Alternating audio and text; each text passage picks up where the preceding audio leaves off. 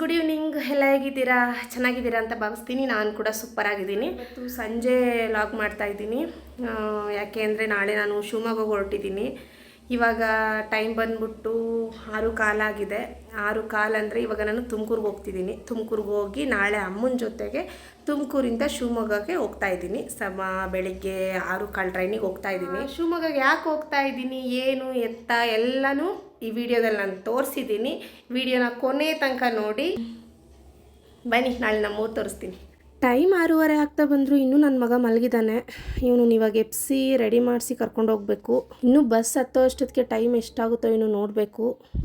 ಅದೇನೋ ಗೊತ್ತಿಲ್ಲ, ಸಂಜೆ ಆಯಿತು ಅಂತಲೇ ಏನು ಬಸ್ಸೇ ಸಿಗಲಿಲ್ಲ. ನಾನು ಬಸ್ ಹತ್ತಿದಾಗ ಆಲ್ರೆಡಿ 7:30 ಆಗಿತ್ತು. ಮನೆಗೆ ಹೋಗ್ತಿದ್ದಂಗೆ ನಮ್ಮ ಅತ್ತೆ ಮಗ ಇದ್ದ.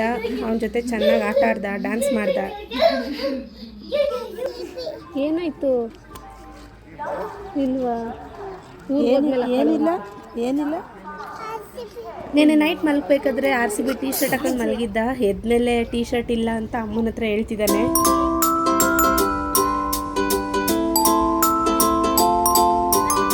ಯಾವಾಗ ಟ್ರೈನಲ್ಲಿ ಬಂದರೂ ಅಷ್ಟೇ, ಯಾವಾಗಲೂ ವಿಂಡೋ ಸೈಡೇ ಕೂತ್ಕೊತೀನಿ, ವಿಂಡೋ ಮೇಲೆ ಕೂತ್ಕೊಳ್ತೀನಿ ಅಂತಲೇ ಆಟ ಮಾಡ್ತಿರ್ತಾನೆ. ಟ್ರೈನಲ್ಲಿ ಮಾತ್ರ ತುಂಬಾ ಆ್ಯಕ್ಟಿವ್ ಆಗಿರ್ತಾನೆ. ಆದರೆ ಬಸ್ ಅಂದರೆ ಮಾತ್ರ ಅವನಿಗೆ ಆಗೋದಿಲ್ಲ.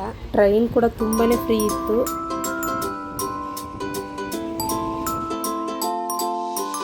ನಾವು ಬಂದು ಟ್ರೈನ್ ಹೋಗ್ತಿದೆ ಅಂತ ಬುಜ್ಜಿ ಬಾಯ್ ಮಾಡ್ತಿದ್ದಾನೆ.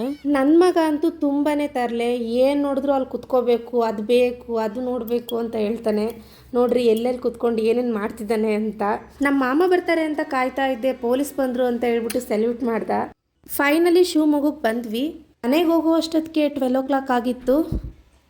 ನನ್ನ ಮಗನಿಗೆ ಹಸುಗಳು ಅಂದರೆ ತುಂಬಾ ಇಷ್ಟ. ಬರ್ತಿದ್ದಂಗೆ ಅವುಗಳನ್ನ ನೋಡಿ ತುಂಬಾ ಖುಷಿ ಪಟ್ಟ.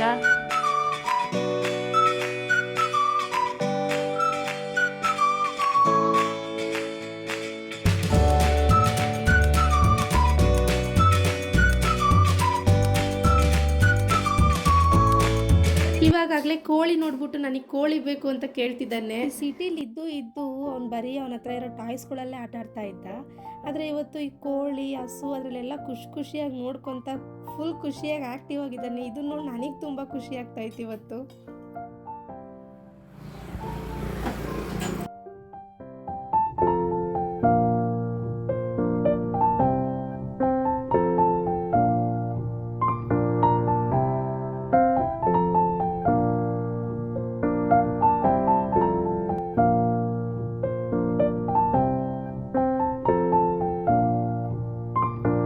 ಈ ಹೊಲಕ್ಕೆ ಹೋಗ್ಬೇಕಾದ್ರೆ ಎಲ್ಲ ಮೊಲ ಹಿಡಿಯೋದು ಅದೆಲ್ಲ ಬೇಟೆ ಆಡ್ತಾರಲ್ಲ, ಅವಾಗ ಇವನು ಕರ್ಕೊಂಡು ಹೋಗ್ತಾರೆ. ಬೇಟೆ ರಾಜ.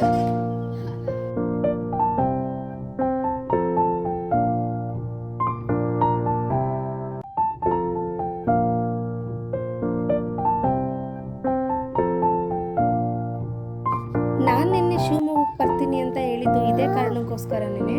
ನಮ್ಮತ್ತೆ ಮಗಳದ್ದು 5 ದಿನ ಶಾಸ್ತ್ರ ಅಂತ ಅಂದ್ಬಿಟ್ಟು ಗಿಡ ಮುಡ್ಸೋದು ಶಾಸ್ತ್ರ ಮಾಡಿಸ್ತಾರೆ ಅವ್ರ ಕಡೆ.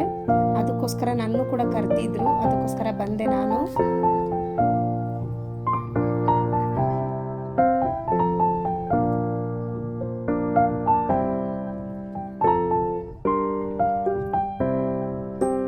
ಅವಳು ಮಾತ್ರ ತುಂಬಾ ಮುದ್ದಾಗಿ ಕಾಣ್ತಿದ್ಲು. ಹಾಗೆ ನನಗೊಂದು ಡ್ರೆಸ್ ಇಷ್ಟ ಆಯಿತು ಅಂತ ಅವಳಿಗೆ ತೊಗೊಂಡೋಗಿ ಕೊಟ್ಟೆ.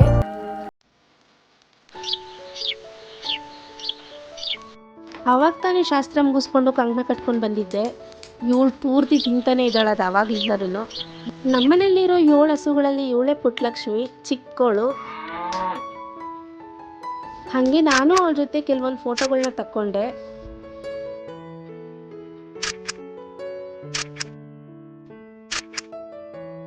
ನಮ್ಮ ಮಲೆನಾಡು ಅಂದರೆ ಯಾರಿಗೆ ತಾನೇ ಇಷ್ಟ ಇಲ್ಲ? ಮಲೆನಾಡಲ್ಲಿ ಮಳೆನೇ ಫೇಮಸ್ಸು. ಮಳೆ ಬರ್ತಾ ಇದೆ ಆಲ್ರೆಡಿ.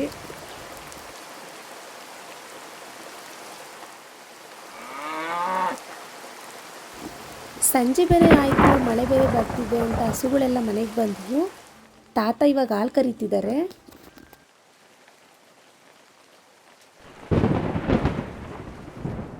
ನಮ್ಮ ಬೆಂಗಳೂರಲ್ಲಿ ಎಷ್ಟೇ ಮಳೆ ಬಂದರೂ ಈ ಥರ ಫೀಲ್ ಮಾತ್ರ ಯಾವಾಗೂ ಸಿಗೋದಿಲ್ಲ.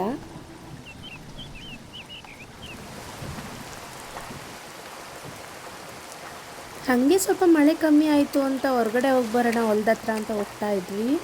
ನೇಚರ್ ಮಾತ್ರ ತುಂಬ ಚೆನ್ನಾಗಿತ್ತು. ಇಲ್ಲಿ ನೋಡಿದ್ರು ಬರೀ ಹಸಿರು. ಇದೆಲ್ಲನೂ ಒರಿಜಿನಲ್ ಅಲ್ಲ, ಅಕ್ಕನ ಮಕ್ಕಳು ಕುರ್ಕುರೆ ತಿಂತಿದ್ರು ಅಂತ ಅದರೊಳಗೆ ಸಿಕ್ಕಿದ್ದು. ನಾನು ಸುಮ್ಮನೆ ವಿಡಿಯೋ ಮಾಡಿಕೊಂಡೆ. ಹಾಗೆ ನಮ್ಮೂರ ಪಕ್ಕ ಇರೋ ಊರಲ್ಲಿ ಜಾತ್ರೆ ನಡೀತಾ ಇತ್ತು. ಅಲ್ಲಿ ಇವಾಗ ಕೆಂಡ ತುಳಿತಾರೆ ಅಂತ ಹೇಳ್ಬಿಟ್ಟು ನೋಡೋಕೆ ಕರ್ಕೊಂಡು ಹೋದ್ರು. ಜಾಸ್ತಿ ಏನು ವಿಡಿಯೋಸ್ ಮಾಡಿಲ್ಲ, ಇದೊಂದೇ ಮಾಡಿದ್ದು, ಅದಕ್ಕೆ ಇದೊಂದನ್ನೇ ಹಾಕಿದ್ದೀನಿ.